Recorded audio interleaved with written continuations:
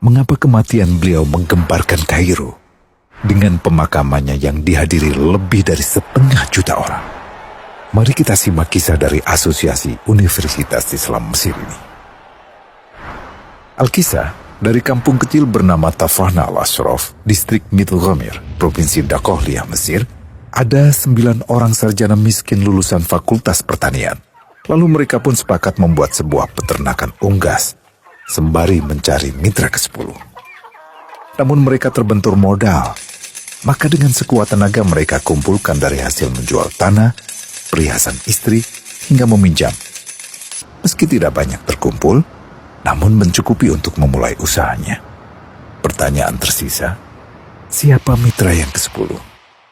Insinyur Solah, satu dari mereka pun berkata, "Aku sudah menemukan mitra yang ke-10. Siapa?" kata teman-temannya. "Allah," lanjutnya. "Allah akan menjadi mitra usaha kita yang ke-10. Allah akan mendapat 10% dari keuntungan kita.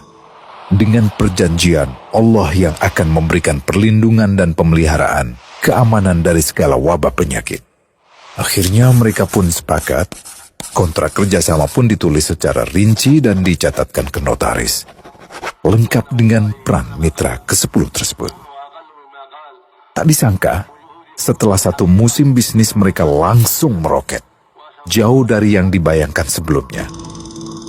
Lalu mereka pun kembali bersepakat menambah jatah keuntungan mitra ke-10 menjadi 20% di musim kedua, dan begitu seterusnya hingga mencapai 50%.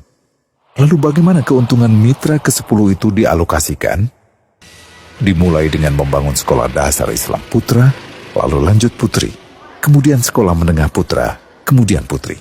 Tambah lagi madrasah alia putra, lalu putri. Tapi karena keuntungan terus membanjir, akhirnya dibentuklah Baitul Mal. Dan mereka pun mengajukan ke pemerintah untuk membangun universitas di kampung.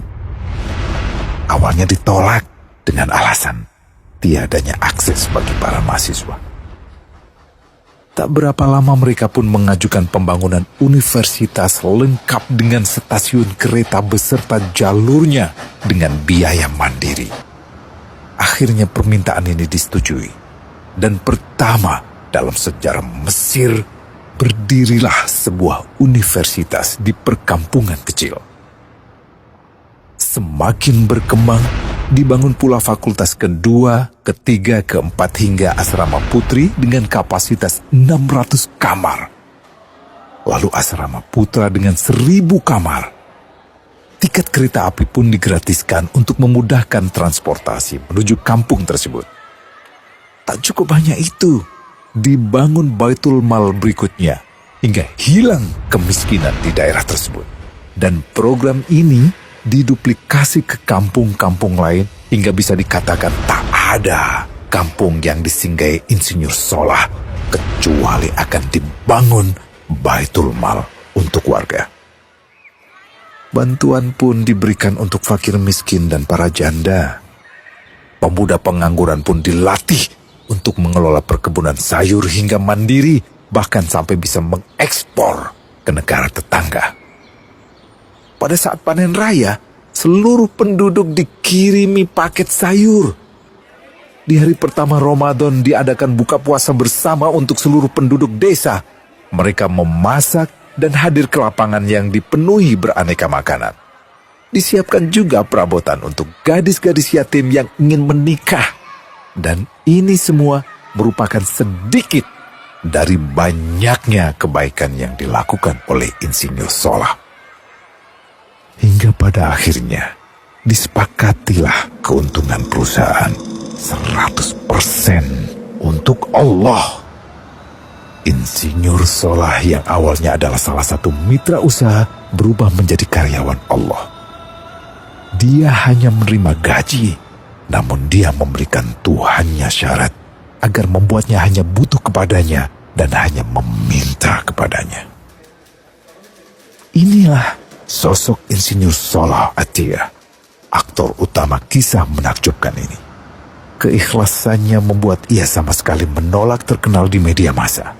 Dan kini, meski orang yang melibatkan Allah ke dalam bisnisnya ini telah wafat, terbayang seluruh amal jariahnya yang selalu mengalir untuknya. Masya Allah. Pertanyaannya, akankah ini hanya menjadi sebatas kisah saja? Atau menjadi teladan bagi kita untuk mengikuti jejaknya?